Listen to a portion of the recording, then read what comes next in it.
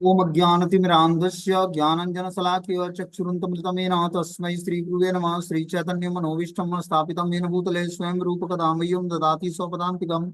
वन्देऽहं श्रीगुरु श्रीयुतपदकमलं श्रीगुरून् वैष्णवाचं श्रीरूपं साग्रजातं सगण रघुनाथान्वितं तं सजीवं साद्वैतं सावधूतं परिजनसहितं कृष्णचैतन्यदेवं श्रीराधाकृष्णपादान् सगणललिता श्रीविशाखान्विताश्च न नित्यानंदम नमस्तुभ्यं प्रेमानंद प्रदायते कलोकलमुष्य नाशाय जानवीपते नमः।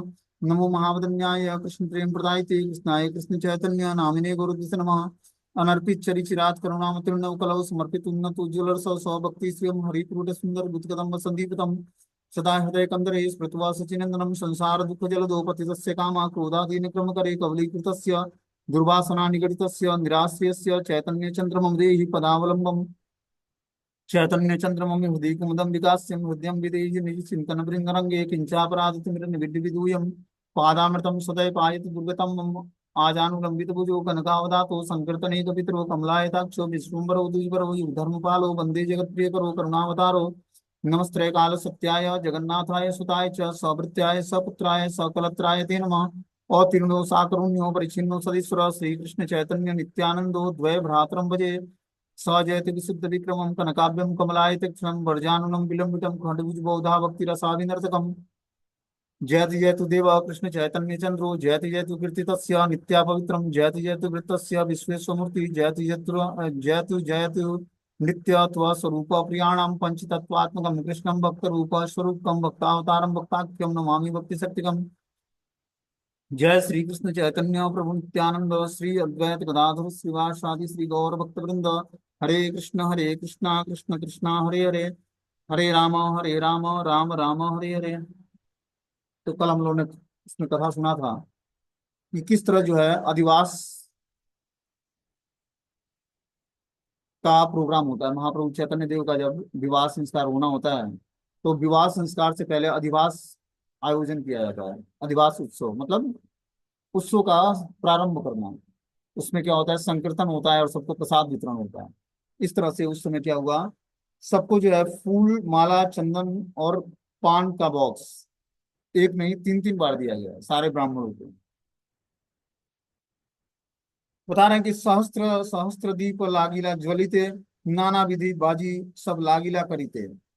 आज चैतन्य भागवत का आदि खंड पंचदश अध्याय और जो है प्यार संख्या 146 नंबर पढ़ना है। उससे पहले बता रहे हैं कि जो है 144 नंबर प्यार में कि सहस्त्रों सहस्त्रों दीप जलने लगे और आतिशबाजियां आदि के विविध करतब दिखाए जाने लगे। बुद्धिमंत खान के जितने अधीनस्थ कर्मचारी थे वे सब आगे आगे दो दो पंक्तियों के में पैदल चल रहे थे। उनके पीछे अनेक प्रकार की रंग बिरंगी पताकाएं चल रही थी और चल रहे थे वे सब विदूषक जो भांति भांति के वेशभूषा धारण किए हुए थे। नर्तक वा ना जानी कतेक संप्रदाय परम उल्लासे दिव्य नृत्य करियाय। और न जाने कितने संप्रदायों के नर्तक परम उल्लास पूर्वक दिव्य नृत्य करते हुए चल रहे थे। इस तरह से सब जो है अब बारात में जा रहे थे। जय ढाका वीर ढाका मृदंग काहाला पट्ट दगड़ शंख बंसी करताल बरंग सिंगा पंच शब्दी वाद्य बाजे यत के लिखे वे वाद्य भांड बाजी आयत कत। जय ढाक वीर ढाक मृदंग कहाल पट्ट दगड़ शंख बंसी करताल वरंग सिंहा पंच शब्दी आदि अनेक प्रकार के अगणित अवर्णनीय बाजे बज रहे थे जिसका कौन वर्णन कर सकता है। ऐसे बाजों का तो नाम ही नहीं सुना है। ऐसे ऐसे बाजों का है यहाँ पर। चलो भाई, शंख सुना है, करताल सुना है और जो है मृदंग सुना है। और इसमें जय ढाक वीर ढाक कहाँ पता नहीं इतने सारे इंस्ट्रूमेंट का वर्णन है जिसका आज तक नाम ही नहीं सुना। बता रहे हैं जिसका कौन वर्णन कर सकता है। इतने सारे वाद्य यंत्र थे उसमें। लक्ष लक्ष शिशु वाद्य भांडेर भीतरे रंगे नाची आया देखी हासे न ईश्वरे। बाजों के बीच में लाखों लाखों शिशु आनंद मग्न होकर नाच रहे थे जिनको देखकर महाप्रभु हंस रहे थे। से महाकौतुक देखी शिशुर की दाया ज्ञानवान सबे लज्जा छाड़ी नाचे आया। उस महाकौतुक को देखकर बालकों का तो कहना ही क्या, बड़े बड़े ज्ञानवान भी लज्जा त्याग कर नाच रहे थे। इस तरह से सारे वाद्य यंत्र बज रहे थे, और उस वाद्य यंत्रों को की जो कौतूहल ध्वनि थी उसको देखकर सारे बालक नाच रहे थे, और बड़े बड़े ज्ञानवान पुरुष भी लज्जा त्याग कर उसमें नृत्य कर रहे थे। प्रथमे आसिया गंगा तीरे कत क्षण, करी लेना नृत्य गीत आनंद बाजना। सभी प्रथम गंगा तट पर आकर कुछ समय तक आनंद पद नृत्य गीत एवं वाद्यन करते रहे। बोलते हैं सभी क्या करते हैं, गंगा तट पर आते हैं और आनंद पद गीत गाकर और नृत्य और वाद्य यंत्रों को बजा रहे थे। तबे पुष्प वृष्टि करे गंगा नमस्कारी, भ्रमणे कौतुक सर्व नवदीपे पूरी। तत्पश्चात पुष्प वृष्टि और गंगा को नमस्कार करके सब लोगों ने आनंद पूर्वक संपूर्ण नवदीप नगर का भ्रमण किया। देखी अति आम मानुषी विवाह संभार, सर्वलोक चित्त महापाय चमत्कार। इस विवाह के अलौकिक ठाट बाट को देखकर सब लोगों के चित्त में परम आश्चर्य हो रहा था। इस तरह से इस अलौकिक ठाट बाट को, इतना ठाट बाट से बारात निकला कि सभी लोग देखकर चित्त में परम आनंद और आश्चर्य हो रहा था सबके। बड़े बड़ा विवाह देखी आची लोक बोले, ए मत समृद्धि नाही देखी कौन काले। व्यक्ति कह रहे थे कि हमने बड़े बड़े विवाह देखे हैं परंतु इस प्रकार की समृद्धि हमने कभी नहीं देखी है। इस तरह से समृद्धशाली विवाह था वो। बहुत सारे मतलब वाद्य यंत्र थे, और बहुत सारे लोग जो है कौतुक में बालक नाच रहे थे, और ज्ञानवान पुरुष भी सब लज्जा त्याग कर क्या कर रहे थे, नाच रहे थे उसमें। यही मत स्त्री पुरुष प्रभुरे देखिया, आनंदे भाषाए देखी सुकृत नदिया। परम सुकृतमय नवदीप के निवासी सब नर नारी इस प्रकार प्रभु को देखकर आनंद में विभोर हो रहे थे। इस तरह से सारे सारे जो है नर नारी जो थे प्रभु को देखकर आनंद में विभोर हो रहे थे, क्योंकि प्रभु का जो सुंदर दृश्य था बहुत ही मन को लुभाने वाला था। सबे यार रूपवती कन्या आछे घरे, से सब विप्र सबे विमरिश करे।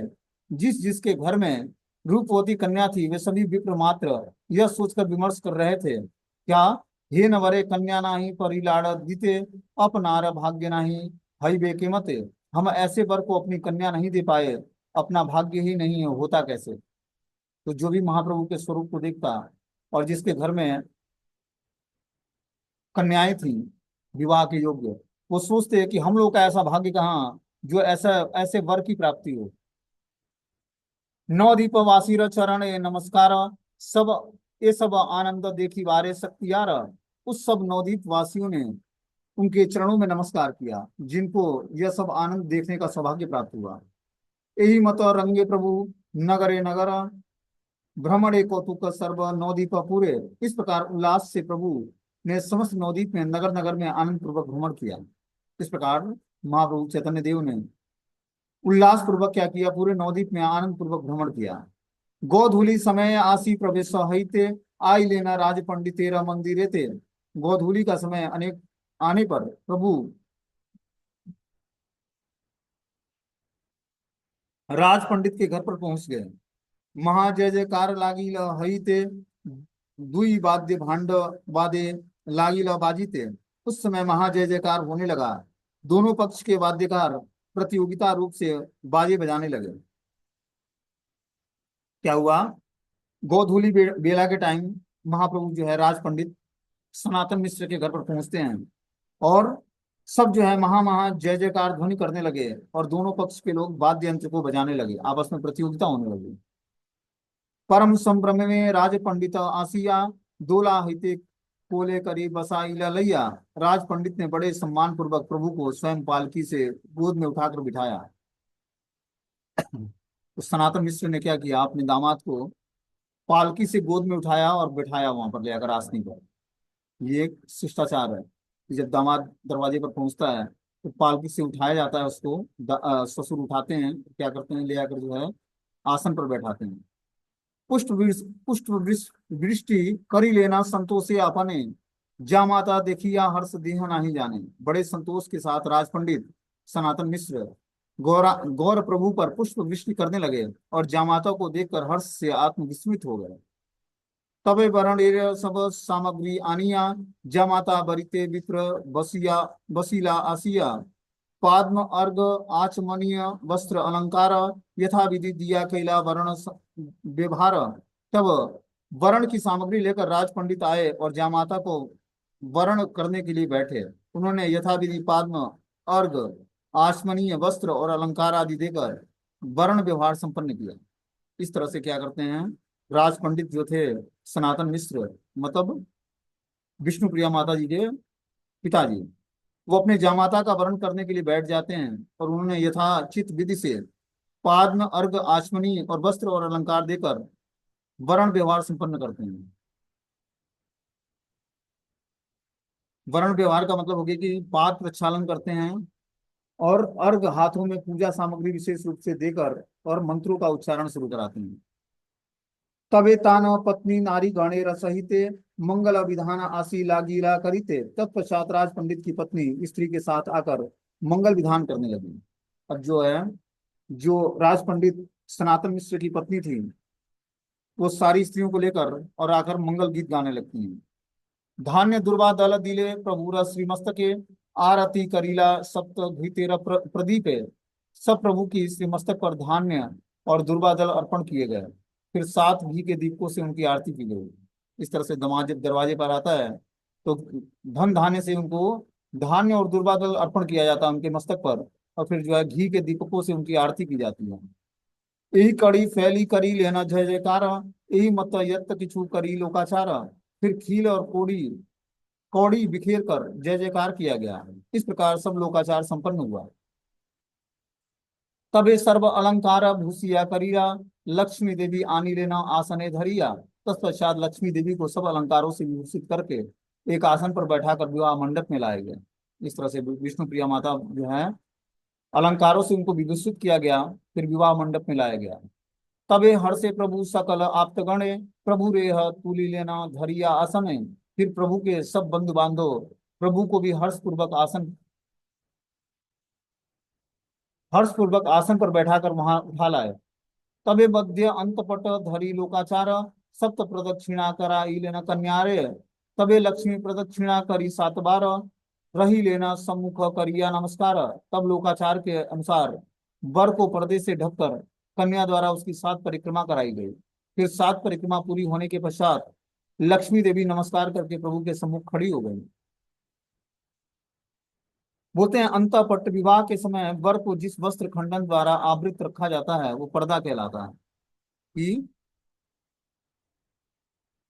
वर को पर्दे से ढक दिया जाता है, और क्या किया जाता है, जो कन्या होती है उसकी 7 बार परिक्रमा करती है, 7 बार परिक्रमा कर लेती है, तब उसको वर को जो है वो वस्त्र से हटा दिया जाता है, और फिर जो है उसको नमस्कार करके और वो वर के सामने खड़ी हो जाती है। तबे पुष्प फैला फैली लागिला हईते, दुई वाद्य भांड महा लागिला बाजीते। उस समय वर कन्या के ऊपर पुष्प वृष्टि होने लगी, दोनों ओर के बाजे परम उच्च ध्वनि के साथ बजने लगे।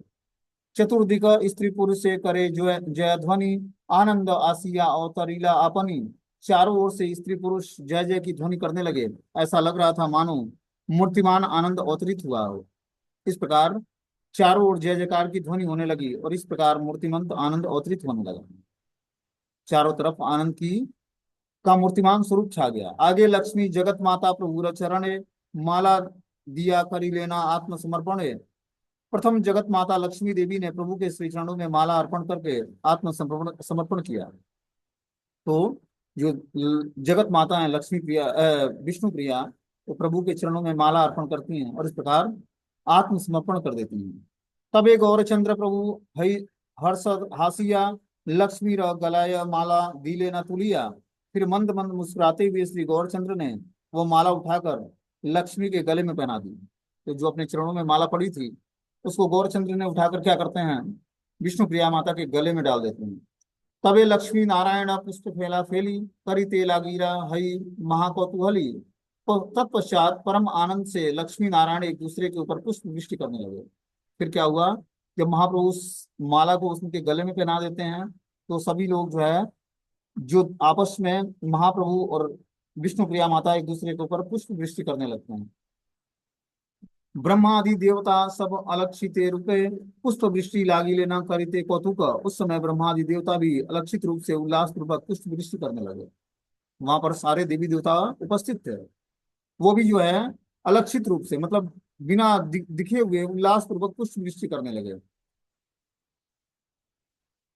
बोलते हैं कि गौर नारायण और महालक्ष्मी स्वरूपनी श्रीमती विष्णु प्रिया देवी कि एक दूसरे के प्रति पुष्प माला निक्षेप द्वारा अलौकिक भाव से सेवा ग्रहण और सेवा प्रदान लीला का दर्शन करते करते ब्रह्मा आदि विष्णु भक्त देवता भी लोगों के नेत्र से अदृश्य रहकर परम आनंद में पुष्प वर्षण करने लगे। क्या बोलते हैं कि जो है, जब वो देखे कि गौर नारायण और महालक्ष्मी स्वरूपिणी श्रीमती विष्णु प्रिया माता हैं और एक दूसरे के ऊपर पुष्प माला निक्षेपित कर रहे हैं, तो ये सेवा ग्रहण करने के लिए, ये सेवा देखकर सारे जो है ब्रह्मादि विष्णु भक्त जो देवता थे, सभी ने नेत्रों से अदृश्य होकर परम आनंद में पुष्प वर्षण करने लगते हैं।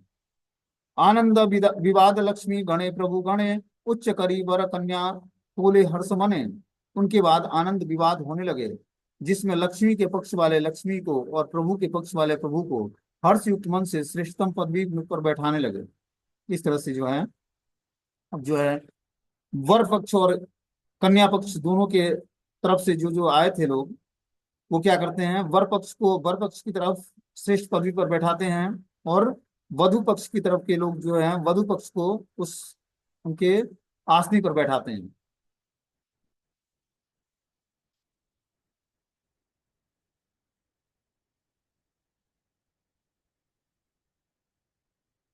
बोलते हैं छड़े जिन्हें प्रभु गणे छड़े लक्ष्मी गणे हंसी हंसी प्रभु बोले सर्वजने।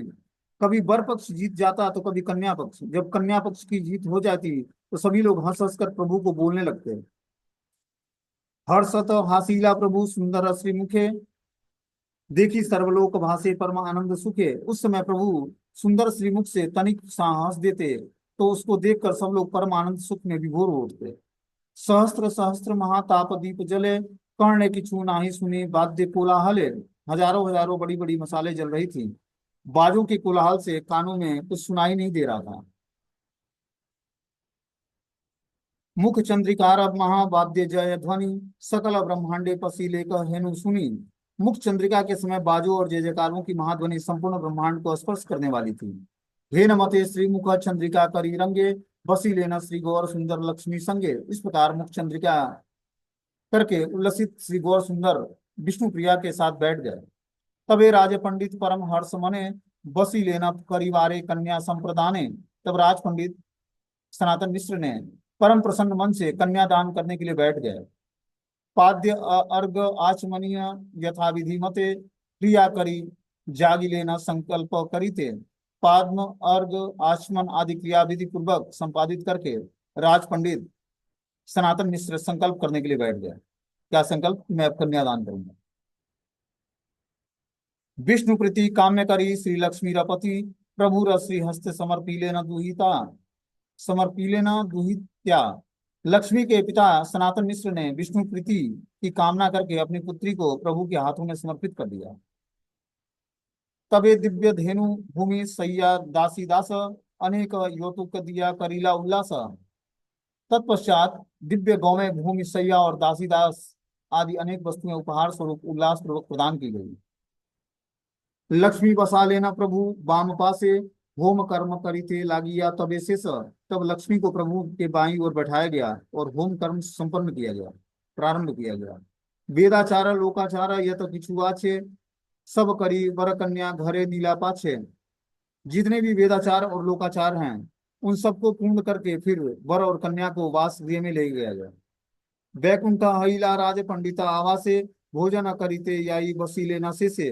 गौर नारायण और विष्णु प्रिया के अवस्थान से राज पंडित का घर वैकुंठ हो गया। अंत में वर कन्या भोजन करने के लिए बैठ गए। इस प्रकार गौर नारायण और विष्णु प्रिया का अवस्थान होने के कारण जो है सनातन मिश्र का घर जो है वैकुंठ के रूप में परिणत हो गया, क्योंकि स्वयं भगवान गौरांग महाप्रभु उस घर में विष्णु प्रिया को स्वीकार करने के लिए आए हैं, जो स्वयं लक्ष्मी स्वरूपा है। अंत में वर कन्या भोजन करने के लिए बैठ जाते हैं। बोलते हैं भोजन करिया सुखे रात्रि सुमंगले लक्ष्मी कृष्ण एकत्र कहिला को तुहले। सुख पूर्वक भोजन करके लक्ष्मी कृष्ण के आनंद उल्लास के साथ रात्रि में एक साथ ही वास किया। सनातन पंडितेर गोष्ठी रसहिते ये सुख हईला ताहा के पारे कहिते। सनातन पंडित को अपने बंधु बांधवों के साथ जो सुख हुआ उसका वर्णन कौन कर सकता है। नग्न जीत जनक भीष्मक जामुवंत पूर्वे तार एहेन हईला भाग्यवंत। पूर्व काल में नग्नजीत जनक भीष्मक और जामवंत जितने भाग्यशाली हुए उतना ही भाग्यशाली सनातन पंडित हुए, सनातन मिश्र हुए।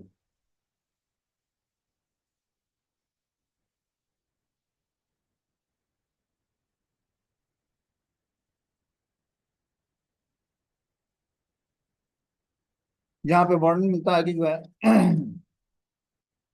नग्नजीत, जनक, भीष्मक, जामवंती, जामवंत, इन सभी ने अपने अपने पुत्रियों का विवाह जो है भगवान से किया था। तो इसी तरह का सौभाग्य जो है सनातन पंडित को भी प्राप्त हुआ। नग्नजीत की कन्या भगवान कृष्ण को ब्याही थी। जनक जी की कन्या सीता जो है भगवान श्री राम को विवाही थी। भीष्मक की कन्या जो है रुक्मिणी मैया थी, जिनका विवाह जो है भगवान कृष्ण से हुआ था। जामवंती जो जामवंत की पुत्री थी, उनका विवाह भगवान श्री कृष्ण से हुआ था। इसलिए यहाँ पर इस प्यार में इसका वर्णन हुआ है। बोलते हैं सही भाग्य एवं गोष्ठी है सनातन, पाई लेना पूर्व विष्णु सेवाया कारण। उसी पूर्वकृत विष्णु सेवा के भाग्य से गोष्ठी सहित सनातन ने श्री गौर नारायण को जमाता रूप में प्राप्त किया। बोलते हैं कि जो है उसी पूर्वकृत विष्णु सेवा के भाग्य से, जो पूर्व जीवन में उन्होंने ये विष्णु सेवा की थी, उसी भाग्य से गोष्ठी सहित सनातन मिश्र ने श्री गौर नारायण को जमाता मतलब दामाद के रूप में प्राप्त किया। तबे रात्रि प्रभाते ये छीला लोकाचार, सकल करीला सर्वभुवनेर आसार। रात्रि के बाद प्रभात होने पर दूसरे दिन के जो लोकाचार थे, प्रभु ने उन सभी का संपादित किया।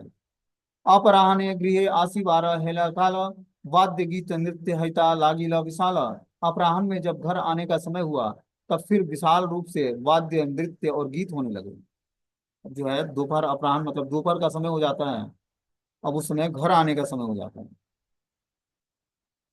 फिर क्या होता है, वाद्य यंत्र बजने लगते हैं, नृत्य होने लगता है, गीत गाने लगते हैं सारे लोग। चतुर्दिके जय ध्वनि लागिला हईते, नारीगण जयकार लागिले न दीते।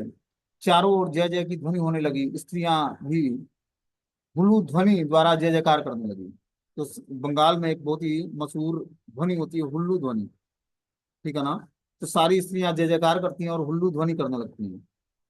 विप्रगण आशीर्वाद लागिला करीते, यात्रा योग्य श्लोक सबे लागिला पढ़ीते। सब ब्राह्मण नौ दंपत्ति को आशीर्वाद करने लगे, साथ ही यात्रा के योग्य श्लोक को पढ़ने लगे। सारे ब्राह्मण क्या किए, नौ दंपत्ति ब्राह्मण को आशीर्वाद दिए और फिर जो है यात्रा के योग्य श्लोकों को पढ़ने लगे कि यात्रा में कोई बाधा न उत्पन्न हो। बोलते हैं ढाक पट्ट सहन आदि वांग्य करताल, अन्योन्य वाद करी बाजाय विशाल। बाजे वाले परस्पर आपस में स्पर्धा के साथ ढाक पट्टह, सनाई, बड़ंग और करताल आदि बाजों की विशाल ध्वनि के साथ बजाने लगे। तबे प्रभु नमस्कार सर्वमान्य गण, लक्ष्मी संगे दोलाय करीला आरोहण। तब प्रभु ने सभी माननीय जनों को नमस्कार किया और लक्ष्मी के साथ पालकी में आरोहण किया। हरि हरि बोले सबे करी जय ध्वनि, चली लेना लैया तबे द्विज कुलमणि। हरि हरि एवं जय जय ध्वनि करके वर पक्षी लोग द्विजेंद्र कुलमणि श्री गौरचंद्र को लेकर चल दिए। इस प्रकार अब विष्णु प्रिया माता जी और जो है गौरचंद्र पालकी में बैठ जाते हैं और सभी लोग हरि हरि जय ध्वनि करके वर पक्षीय लोग द्विजेंद्र कुलमणि श्री गौर सुंदर को लेकर चल देते हैं। पथे एक लोके देखे चलीला आसीते, धन्य धन्य सबई प्रशंसे बहुमते। पथ में जितने लोगों ने वरवधु को जाते हुए देखा, वे बहुत प्रकार से धन्य धन्य धन्य कहते हुए उनकी प्रशंसा करने लगे। स्त्री गण देखिया भले ई भाग्यवती, कत जन्म सभी से भी लेना कमला पार्वती। स्त्रियां नौ दंपत्ति को देखकर कहने लगी, इस भाग्यवती ने न जाने कितने जन्म से लक्ष्मी और पार्वती की सेवा की होगी। किह बले यही है ना बुझी हर गौरी, किह बले है न बुझी कमला श्री हरि। किह बले यही दुई कामदेव रति, किह बोले इंद्र सची लय मोरमति। किह बले है न बुझी रामचंद्र सीता, यही मत बले यति सुकृत बनीता। क्या प्यार लिखा है जो है कृष्ण जो है वृंदावन दास ठाकुर ने। बोलते हैं कि कोई कहने लगी कि ऐसा प्रतीत होता है कि ये ही महेश या पार्वती हैं। कोई कह रही थी कि ये लक्ष्मी नारायण है। कोई कह रही थी कि ये दोनों कामदेव और रति हैं। कोई कह रही थी कि मेरी बुद्धि के अनुसार ये इंद्र और शची हैं। कोई कह रही थी कि ये दोनों, ऐसा प्रतीत होता है जैसे रामचंद्र और सीता हों। इस प्रकार से सभी सुकृत वनिताएं अपनी अपनी मति के अनुसार गुणगान कर रही थी। हे न भाग्यवंत स्त्री पुरुष नदियार, ये सब संपत्ति देखी वार शक्ति यार। नदिया के निवासी ये स्त्री पुरुष बड़े भाग्यवान हैं, जिनको ये कुछ सब कुछ संपत्ति देखने का सौभाग्य प्राप्त है। लक्ष्मी नारायण मंगल दृष्टिपाते, सुखमय सर्वलोक हैला नदियाते। शुभ दृष्टिपात से श्री नवद्वीप निवासी सब लोग संपन्न हो गए। नृत्य गीत वाद्य पुष्प वर्षिते वर्षिते परम आनंदे हईलेना सर्वपथे। सब लोग संपूर्ण मार्ग में नाचते गाते बजाते और पुष्प वृष्टि करते करते परम आनंद पूर्वक चलते आ रहे थे। तबे शुभ क्षणे प्रभु सकल मंगल आई लेना गृह लक्ष्मी कृष्ण कौतूहल। तत्पश्चात शुभ क्षण में सभी मंगलों के साथ आनंद पूर्वक लक्ष्मी कृष्ण के घर पर आ पहुंची। तबे आई पतिव्रता गण संगे लैया पुत्र वधु घरे आनी लेना हर्षहैया। तभी सची माता पतिव्रता स्त्रियों को साथ लेकर परम आनंदित होते हुए पुत्र वधु को घर में ले आई।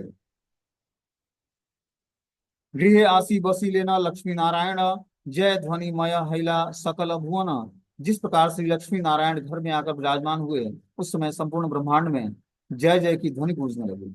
इस तरह से जब महाप्रभु चैतन्य देव माता विष्णु प्रिया को घर में लाते हैं तो चारों तरफ ब्रह्मांड में जो है जय जयकार ध्वनि होने लगती है कि आनंद हैला के से अकथ्य कथन से महिमा कौन जने करीबे वर्णन। उस समय जो अद्भुत आनंद हुआ वह अकथनीय था। ऐसा कौन व्यक्ति होगा जो उस युगल मूर्ति की महिमा का वर्णन कर सके। जहाँ राम मूर्ति ये विभाग देखी नयन पाप मुक्त है या वैकुंठ भुवन। जिनकी जिनकी स्त्री मूर्ति का विवाह नेत्रों से दर्शन कर लेने पर समस्त पापों से मुक्त होकर जीव वैकुंठ धाम में चला जाता है। मतलब उस लक्ष्मी नारायण मतलब गौर नारायण और जो है विष्णु प्रिया माता का जो विवाह देखा वो दर्शन करने मात्रों से व्यक्ति पापों से मुक्त हो जाएगा और वैकुंठ धाम चला जाएगा। प्राकृतिक स्त्री पुरुष का भोग युक्त विवाह वो बंधन का कारण बनता है। किंतु वैकुंठ पति भगवान श्री गौर नारायण और माता भगवती श्री विष्णु प्रिया लक्ष्मी के साथ जो सम्मेलन रूप से विवाह लीला हुई उसके दर्शन करने से संसार परायण जीवों की संसार भोग वासनाएं विदुरित हो जाती हैं और अप्राकृतिक ज्ञान के उदय होने पर वे संसार से मुक्त होकर वैकुंठ की प्राप्ति कर लेता है। ये है मंगल कथा कि सांसारिक व्यक्ति के विवाह संबंध की कथा कोई सुनता है या देखता है तो भोग युक्त विवाह होता है वो बंधन क्रिएट करता है। लेकिन यहाँ पर जो विष्णु प्रिया और माता और गौर नारायण के बीच में जो विवाह क्रिया संपन्न हुई इसका जो दर्शन किया वो व्यक्ति संसार परायण होकर संसार भोग वासनाओं से विदूरित हो जाएगा दूर हो जाएगा और अप्राकृतिक ज्ञान के उदय होने पर वह संसार से मुक्त होकर वैकुंठ की प्राप्ति कर लेगा। इतना मंगलकारी है वो। श्री प्रभुर विवाह लोक देखे साक्षात ते ही ताना नाम दयामय दीनानाथ। उसी प्रभु के विवाह महोत्सव को सब लोगों ने साक्षात देखा इसलिए उनका नाम दयामय और दीनानाथ है। इस तरह के सभी नदियावासी ने क्या किया महाप्रभु के इस विवाह संस्कार को देखा और क्या किया सब लोगों ने विवाह उत्सव में सम्मिलित हुआ। बोलते हैं प्रपंच में संसार के भोगों की स्पृहा से दीन कृपण लोगों को दिव्य ज्ञान प्रदान द्वारा उसकी संसार भोग वांछा दूर करने करके अपने स्वरूप से वैकुंठ में ले जाकर देव दुर्लभ सेवा अधिकार प्रदान करने के निमित्त ही लोगों के समक्ष परम करुणा सिंधु प्रभु ने अपनी अप्राकृतिक विवाह लीला प्रदर्शित की। ये महाप्रभु की विवाह लीला थी। ये देव दुर्लभ थी। ये देवताओं के लिए भी दुर्लभ है जो महाप्रभु ने नदिया में विवाह संसार संपन्न किया और सारे लोग उसका दर्शन किए। ये जो संसार में भोग वांछा को पाले हुए जीवात्मा है उसको वैकुंठ ले जाने के लिए भगवान ने ये लीलाएं संपन्न की।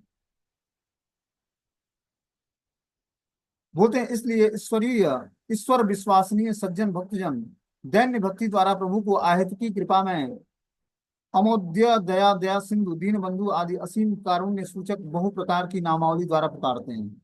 ये भगवान का आहत की कृपा है जो भगवान ने विवाह क्रिया संपन्न किया सबके सामने और जिसने भी इस क्रिया को देखा वो संसार बंधन से मुक्त हो जाएगा और भगवान वैकुंठ पति के वैकुंठ में चला जाएगा।